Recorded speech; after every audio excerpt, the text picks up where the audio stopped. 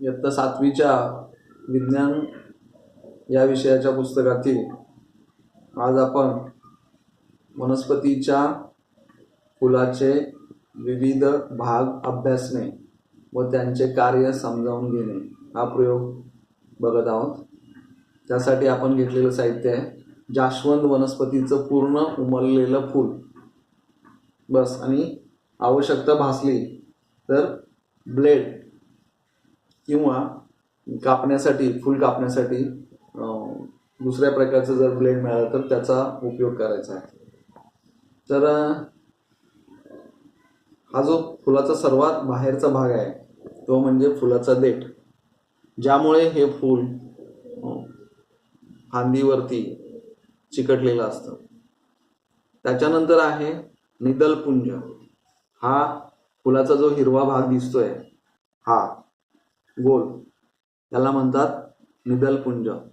याला निदल असतात, म्हणजे जशा पाकळ्यात वरती तसे याचे 5 भाग असतात जास्वंदीच्या निदलपुंजामधील निदलांचे. प्रत्येक वनस्पतीचं फूल वेगळं असतं, त्याची रचना वेगळी असते, रंग वेगळे असतात वगैरे वगैरे. तुम्ही वेगवेगळ्या वनस्पतीची फुले बारकाईने पहा म्हणजे तुमच्या लक्षात येईल. तर हे निदलपुंज मी तुम्हाला दाखवतो. हे पहा, हे निदलपुंज आहे. एक म्हणजे काढलं मी, हे निदलपुंज आहे.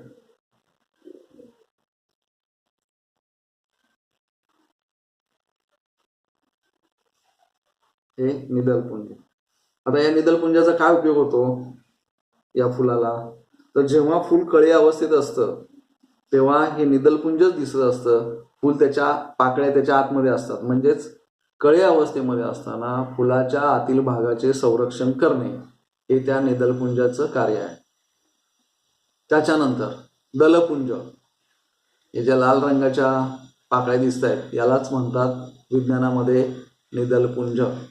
आपण आपल्या भाषेमध्ये त्याला पाकळ्या असं म्हणतो.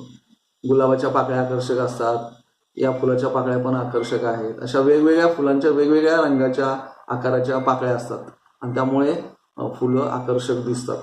आता ही फुले आकर्षक असतात कशासाठी असतात? तर ते ॲक्च्युली असतात कीटकांना आकर्षित करण्यासाठी, मधमाशांना आकर्षित करण्यासाठी, फुलपाखरांना आकर्षित करण्यासाठी. का? कारण त्यामुळे या फुलाचं परागीभवन होत असतं. एका फुलातील परागकण दुसऱ्या फुलाच्या कुक्षीवर नेऊन टाकले जातात आणि त्यालाच परागीभवन असं म्हणतात. तर ते होण्यासाठी आणि ते कीटकांना आकर्षित करण्यासाठी फुलांचे रंग आकर्षक असतात, आपल्यासाठी नव्हे. आता हे पहा, याचे किती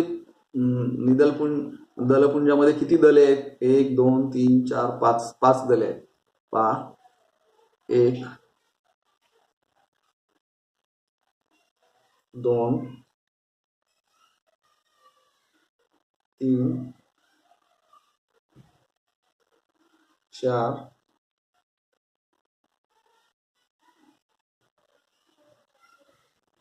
5.